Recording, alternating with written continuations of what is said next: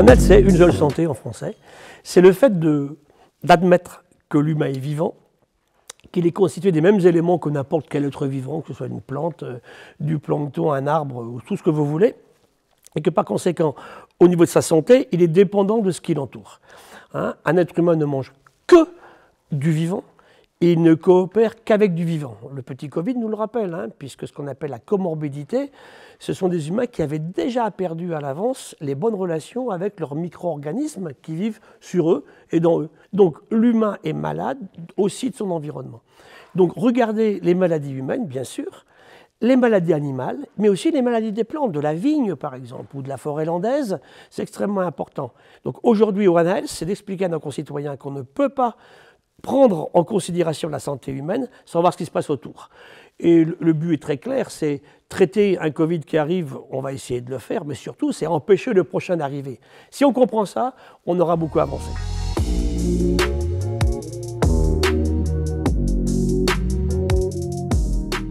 Un conseil régional, on forme les professionnels de santé, on forme 80% des professionnels de santé.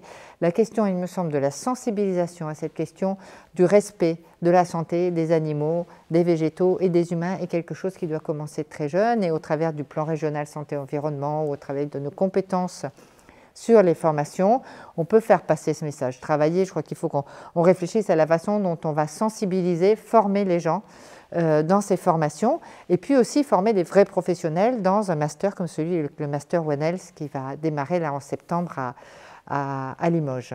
On a des laboratoires de recherche en région Nouvelle-Aquitaine qui travaillent déjà sur ce concept depuis longtemps à Limoges. Déjà, les acteurs de la santé animale, végétale et humaine à l'université, en recherche comme en formation, travaillent ensemble et d'ailleurs vont avoir des locaux communs. Ça, c'est une façon, on les accompagne dans ce travail-là. Il me semble que One Health, c'est ça, c'est comment les uns et les autres, on travaille ensemble. Comment les médecins, les infirmières, les vétérinaires, les agriculteurs, les viticulteurs, on arrive à travailler ensemble pour avoir une planète qui puisse nourrir tout le monde et donner de la santé à tout le monde.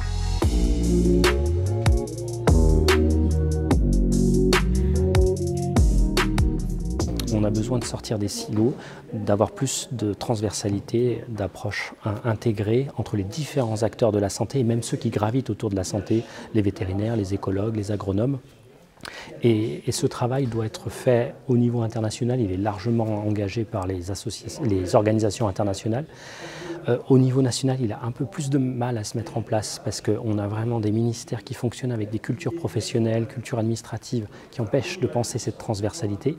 Mais il se met en place et c'est assez encourageant au niveau local, dans les territoires, avec des expérimentations, des initiatives, des projets. Et là, les collectivités locales ont vraiment un rôle à jouer à ce niveau-là.